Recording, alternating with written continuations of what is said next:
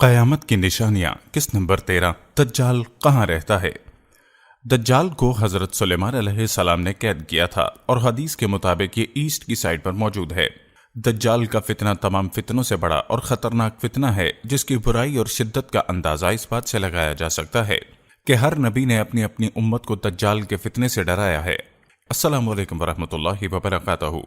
ایک بار پھر web series قیامت کی نشانیاں لے کر حاضر ہیں، اور آج ہم دجال کا ٹاپک لے کر آئے ہیں کہ دجال کب آئے گا، وہ دکھنے میں کیسا ہوگا اور اس کے معاملات کیا ہوں گے۔ تو آج انشاءاللہ آپ کو قرآن و حدیث کی روشنی میں بتائیں گے کہ قیامت کی ایک بہت بڑی نشانی ہے دجال کا ظہور ہونا۔ دجال کون ہے، دکھتا کیسا ہے اور کہاں ہے، اور وہ آ کر کیا کچھ کرے گا، بہت کچھ آج آپ کو بتانا ہے۔ نہایت توجہ کے ساتھ ہماری اس ویڈیو کو دیکھیے گا اور ہماری اس ویڈیو کو لائک ضرور کیجیے گا اور شیئر بھی کرنا۔ ناظرین، یاد رہے کہ قیامت کی بڑی علامت میں دوسری علامت دجال کا نکلنا ہے۔ احادیث میں دجال کا ذکر بڑی وضاحت سے آیا ہے، اور کمال کی بات یہ ہے کہ ہر نبی نے دجال کے فتنے سے اپنی امت کو ڈرایا ہے۔ سرکار دو عالم صلی اللہ علیہ وسلم اس کی نشانیاں، اس کا حلیہ، اس کے آنے سے پہلے اور بعد کے جو حالات ہوں گے اس کو بھی بیان فرمایا ہے۔ بڑی دلچسپ آج کی ایپیسوڈ ہے اور عبرتناک بھی ہے۔ سب سے پہلے چلتے ہیں اللہ کے پیارے کلام قرآن پاک کی طرف۔ اللہ تعالیٰ ارشاد فرماتا ہے، اور ان میں کوئی وہ ہے کہ صدقے بانٹنے میں تم پر طعن کرتا ہے، اگر تم ان میں سے کچھ ملے تو راضی ہو جائیں اور نہ ملے تو ناراض ہیں۔ ناظرین، یہ کس واقعے کی بات ہو رہی ہے؟ علماء کرام فرماتے ہیں کہ یہ آیت تمینی کے بارے میں نازل ہوئی۔ اس شخص کا نام خرقوس بن زبیر ہے اور یہ شخص خارجیوں کا بانی ہے۔ رسول اللہ غنیمت تقسیم فرما رہے تھے تو زبیر نے کہا کہ یا رسول اللہ عدل کیجئے۔ رسول اللہ صلی اللہ علیہ وسلم نے فرمایا، تجھے خرابی ہو، میں عدل نہیں کروں گا تو عدل کون کرے گا؟ حضرت عمر فاروق رضی اللہ تعالی عنہ نے فرمایا، مجھے اجازت دی جائے میں اس کی گردن اڑا دوں۔ رسول اللہ نے فرمایا، اسے چھوڑ دو، اس کی اور ہماری ہمراہی ہے۔ تم ان کی نمازوں کے سامنے اپنی نمازوں کو اور ان کے روزوں کے سامنے اپنے روزوں کو حقیر دیکھو گے۔ وہ قرآن پڑھیں گے اور ان کے گلوں سے نہ اترے گا، وہ دین سے ایسے نکل جائیں گے جیسے تیر شکار سے نکل جاتا ہے۔ ناظرین، یہ اس گستاخ کی گستاخی اس بدترین اس فتنے کا پیش خیمہ ثابت ہوئی، جس نے بعد میں امت مسلمہ میں زبردست انتشار پیدا کر دیا۔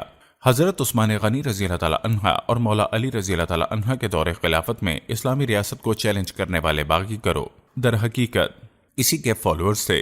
جنگ صفین کے موقع پر حضرت علی رضی اللہ تعالی عنہ نے خون خرابے سے بچنے کے لیے تحکیم کے راستے کو اپنایا کہ چلو بیچ میں کوئی فیصلہ کر لیا جائے۔ پہلے تو خوارج نے اس کی حمایت کی، مگر جب فیصلہ کر لیا گیا تو یہ خوارج اس کو رد کرتے ہوئے حضرت مولا علی کے لشکر سے بھی گزر گئے۔ آپ کو معاذ اللہ کافر کہنے لگے اور ایک باغی گروہ تیار کر کے جہاد کے نام پر حضرت علی اور امت مسلمہ کے خلاف لڑنے کے لیے کھڑے ہو گئے اور عراق کے ایک علاقے کو اپنا مرکز بنا لیا۔ نفرت کا یہ عالم تھا کہ انہوں نے حضرت علی کے شہر کو بھی چھوڑ دیا اور جنگلوں اور صحراؤں اور پہاڑوں میں گھات لگا کر بیٹھ گئے، جہاں وہ اپنے مخالفین کو پکڑ کر ظلم و ستم کا نشانہ بناتے اور ان کو قتل کر دیتے۔ ان کی سرکشی بڑھی تو مولا علی نے صحابہ کرام کا لشکر لیا اور ان کے خلاف جنگ کی اور ان کو شکست دے دی۔ جب مولا علی کے لشکر نے ان کو ختم کر دیا تو آپ نے فرمایا، اس نشانی والے آدمی کو بھی تلاش کرو۔ ایک نشانی بتائی آپ نے، لوگ ڈھونڈنے لگے مگر وہ نہ ملا۔ پھر آپ نے فرمایا، جا کر تلاش کرو، خدا کی قسم میں نے نہ جھوٹ بولا ہے نہ ہی مجھے جھوٹ بتایا گیا ہے۔ لوگوں نے کھنڈر سے اس نشانے والے بندے کی تلاش کو ڈھونڈ لیا۔ مولا علی کے سامنے رکھی گئی عجب نشانی تھی۔ حضرت امیر المومنین نے تکبیر کہی اور حمد الہی بجا لائی۔ وہاں امیر المومنین نے ایک جملہ فرمایا، اور یہ پورا واقعہ جو سنانے کا مقصد ہے، ہو سکتا ہے کہ آپ سوچ رہے ہوں کہ بات دجال کی ہو رہی تھی، یہ خوارج کا ذکر کیوں شروع ہو گیا؟ امیر المومنین نے فرمایا کہ کیا سمجھتے ہو یہ لوگ ختم ہو گئے؟ ہرگز نہیں، ان میں سے کچھ ماں کے پیٹ میں ہیں، کچھ باپ کی پیٹھ میں ہیں۔ جب ان میں سے ایک گروہ ہلاک ہوگا تو دوسرا سر اٹھائے گا، یہاں تک کہ ان کا آخری گروہ دجال کے ساتھ نکلے گا۔ ناظرین، دجال ابھی آیا نہیں ہے اور کسی کو پتہ نہیں ہے کہ وہ کہاں ہے۔ روحیں زمین پر ایک صحابی ایسے گزرے ہیں جنہوں نے دجال کو دیکھا بھی ہے اور اس سے ملاقات بھی کی ہے اور اس سے بات چیت بھی کی ہے۔ اس ملاقات میں کیا کچھ ہوا، کیا دیکھا انہوں نے، انشاءاللہ یہ پوری تفصیل سے آپ کو بتاتے ہیں۔ حدیث مبارکہ میں پیارے آقا کی زمانیہ میں یہ پورا واقعہ ملتا ہے۔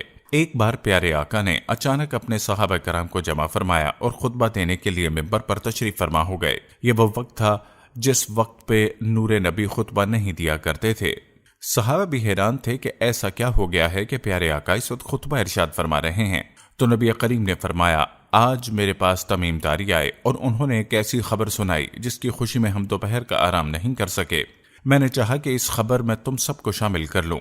بات یہ ہے کہ تمیم داری کے 30 افراد ایک کشتی پر سواری کر رہے تھے۔ طوفان آیا کہ اور وہ بھٹک گئے۔ تقریباً مہینہ بھر وہ سمندر میں گھومتے رہے اور ایک دن سورج غروب کے وقت ایک نامعلوم جزیرے پر پہنچے۔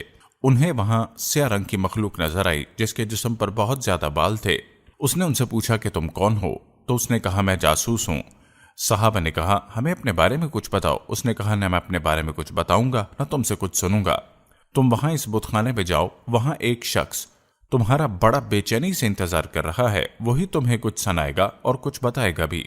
وہ اندر چلے گئے تو وہاں ایک شخص سختی کے ساتھ زنجیروں میں جکڑا ہوا تھا۔ اس نے پوچھا کہ تم لوگ کون ہو اور کہاں سے آئے ہو؟ صحابہ کرام نے کہا، ہم شام سے آئے ہیں۔ اس نے کہا، عرب کا کیا حال ہے؟ اور ایک شخص وہاں پیدا ہونا تھا، اس کا کیا حال ہے؟ یعنی نبی کریم صلی اللہ علیہ وسلم کے بارے میں پوچھا۔ صحابہ کرام نے کہا، اچھے حال میں ہیں، اور ابتدا میں ان کی مخالفت ہوئی، مگر اب تو تمام عرب پر وہ غالب آ گئے اور سارا عرب ایک دین ایک خدا کو ماننے والا ہو گیا۔ اس نے کہا، اچھا زغر کے چشمے کا کیا حال ہے؟ اس نے جواب دیا، وہ بھی اچھی حالت میں ہے، لوگ اس سے پانی پیتے ہیں اور کھیتی باڑی بھی کرتے ہیں۔ اس نے پوچھا، کھجوروں کا کیا حال ہے؟ اس نے کہا، ہر سال پھل۔ اس کے بعد اس نے چیخ ماری اور بولا کہ میں دجال ہوں۔ یہ سن کر اس شخص نے، جی ہاں ناظرین، وہ دجال تھا۔ کہتے ہیں کہ عنقریب میں آزاد ہو جاؤں گا اور زمین کا چپا چپا گھوموں گا اور اس کا کوئی حصہ نہیں چھوڑوں گا سوائے طیبہ کے، کیونکہ مجھ میں وہاں جانے کی طاقت نہ ہوگی۔ نبی کریم نے فرمایا کہ مجھے بہت خوشی ہوئی، کیونکہ طیبہ یہی شہر ہے، اور سبحان اللہ، میرے آقا نے فرمایا، اس ذات کی قسم جس کے ہاتھ میں میری جان ہے، مدینہ منورہ کی ہر گلی کوچہ سڑک اور یہاں نرم اور سخت زمین، الغرض ہر مقام پر فرشتہ ننگی تلوار لیے پہرا دیتا ہوگا اور قیامت تک یہ پہرا دیتا رہے گا۔ سبحان اللہ، مدینے کی گلیوں میں فرشتے پہرا دے رہے ہیں، کیا بات ہے مدینہ منورہ کی۔ بعض روایات کی روشنی میں یہ بات بھی کہی جاتی ہے کہ دجال کو حضرت سلیمان علیہ السلام نے قید کیا تھا، اور حدیث پاک کے مطابق یہ مشرق یعنی ایسٹ کی سائڈ پر موجود ہے۔ دجال کا فتنہ انسانی ابتدا سے لے کر انتہا تک تمام فتنوں سے بڑا اور خطرناک ہے، جس کی برائی اور شدت کا اندازہ اس بات سے لگایا جا سکتا ہے کہ ہر نبی نے اپنی امت کو دجال کے فتنے سے ڈرایا ہے۔ حضرت محمد صلی اللہ علیہ وسلم کا فرمان ہے، مکہ مکرمہ اور مدینہ منورہ کے علاوہ کوئی شہر ایسا نہیں جسے عنقریب دجال رونتا ہوا نہ گزرے۔ جب ان کے دونوں شہروں کے ہر راستے پر ملائکہ صف باندھے پہرا دے رہے ہوں گے، دجال مدینہ منورہ سے باہر ایک دلدلی زمین پر پڑاؤ ڈالے گا، پھر شہر مدینہ لرزے گا، یعنی زلزلہ آئے گا، اس میں موجود ہر منافق، ہر کافر نکل جائے گا۔ مفتی احمد یار خان فرماتے ہیں کہ دجال دو قسم کے ہیں، چھوٹے اور بڑے۔ چھوٹے دجال بہت ہوئے اور ہوں گے۔ ہر جھوٹا نبی، جھوٹا صوفی جو لوگوں کو گمراہ کرے وہ دجال ہے۔ بڑا دجال صرف ایک جو دعوی خدائی کرے گا۔ جی ہاں، بڑا دجال جو قیامت کے نزدیک آئے گا وہ خدائی کا دعویٰ کرے گا، لیکن وہ یہ کام بالکل شروع میں نہیں کرے گا، بلکہ شروع میں خود کو مومن ظاہر کرے گا، لوگوں کو بھلائی کی طرف بلائے گا، پھر نبوت کا اور بعد میں خدا ہونے کا دعویٰ کرے گا۔ دجال کا آنا سچ ہے اور یہ ہو کر رہے گا، مگر وہ دکھے گا کیسا؟ مختلف احادیث میں دجال کا جو حلیہ بتایا گیا ہے وہ یہ ہے، دجال ایک جوان مرد ہوگا، لمبا قد ہوگا، جسم بہت موٹا ہوگا، ایک آنکھ سے کانا ہوگا اور ایک آنکھ کانی ایسی ہوگی جیسے پھولا ہوا انگور، جبکہ اس کی ایک آنکھ خون آلود ہوگی، اس کا سینہ چوڑا ہوگا اور ذرا اندر کی طرف دھنسا ہوا ہوگا۔ دجال کی پیشانی چوڑی ہوگی اور دونوں آنکھوں کے درمیان کاف فے رے یعنی کفر لکھا ہوا ہوگا، جسے ہر مسلمان پڑھ سکے گا، اسے پڑھنا آتا ہو یا نہ آتا ہو۔ اس کے جسم پر بہت زیادہ بال ہوں گے اور اس کے بال گھنگریالے ہوں گے۔ اس کے دونوں کانوں کے درمیان 40 ہاتھ کا فاصلہ ہوگا، اس کی دونوں پنڈلیوں کے درمیان فاصلہ ہوگا اور اس کے پاؤں کا اگلا حصہ ایک دوسرے سے قریب اور ٹخنوں کے فاصلہ ہوگا، جس کی وجہ سے وہ بہت عجیب و غریب دکھے گا۔ جہاں اس کی نظر پڑے کہ وہاں اس کا قدم پہنچے گا۔ اس کی سواری بہت زیادہ بالوں والا گدھا ہوگا۔ تو یہ تھا دجال کا حلیہ۔ دجال کے آنے سے پہلے کیا حالات ہوں گے، لوگ کس حالت میں ہوں گے، ان کے بارے میں بات کرتے ہیں۔ دجال کے نکلنے سے پہلے دنیا بہت بری حالت میں ہوگی، جس طرح احادیث کے مضامین سے پتہ چلتا ہے۔ 3 سال پہلے سے دنیا میں خشک سالی پھیل جائے گی اس کے نکلنے سے پہلے۔ پہلے سال کیا ہوگا؟ آسمان سے 1/3 بارش ہوگی اور زمین کی 1/3 گروتھ ہو رہی ہوگی۔ زمین کی 66% پیداوار روک لی جائے گی، یعنی بس 33%۔ دوسرے سال آسمان سے 2/3 بارش روک لی جائے گی اور تیسرے سال کوئی بارش نہیں ہوگی اور زمین پر کوئی پیداوار نہیں ہوگی، حتیٰ کہ آسمان شیشے کی طرح ہو جائے گا اور زمین تانبے کی طرح ہو جائے گی۔